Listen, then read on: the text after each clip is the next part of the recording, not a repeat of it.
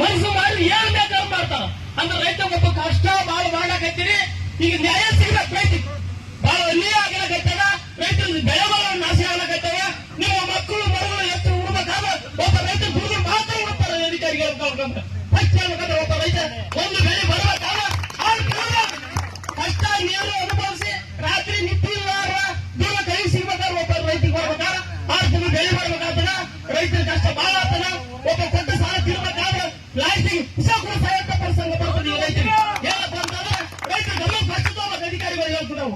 ಯಾಕಂತಂದ್ರ ಬಹಳ ಕಲಿ ಕಷ್ಟ ಅದ.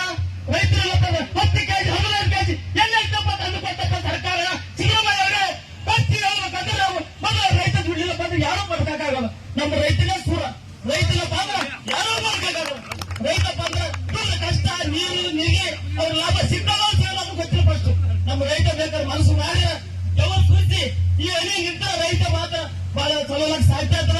ನಿಮ್ಮ ರೈತರು ಬೇಕಾದ್ರೆ ಇದ್ರ ಮಾತ್ರ ಎಲ್ಲರೂ ಬದುಕ್ತೀವಿ. ರೈತರಿಗೆ ಬಂದ್ರೆ ಯಾರೋ ಬಂದ ಕಾರಣ ಆಗಲ್ಲ. ಫಸ್ಟ್ ನೋಡ್ಬೇಕಂದ್ರ ರೈತ ಫಸ್ಟ್ ನೀರು ಬಿಡ್ಬೇಕು. ಮುಳ್ಳ ಬಂದ್ರೆ ಬೆನ್ನತ್ತಿ ನಾವು ಬಿಡ್ಲಾಕ ಸಾಧ್ಯ ಇಲ್ಲ. ಅದು ಮುಚ್ಚಿಗೆ ಹಾಕಿ ನಾವು ಬಿಡ್ತಕ್ಕ ಕಾರಣ ಬಿಡ್ತಾ ಇಲ್ಲ ನಾವು.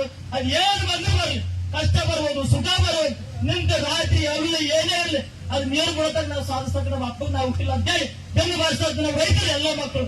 ಇದು ಏನೇ ಬರ್ಲಿ ರೈತರು ಎಲ್ಲರ ಪರವಾಗಿ ನಿಂದಿರ್ತಿರ್ತೀವಿ.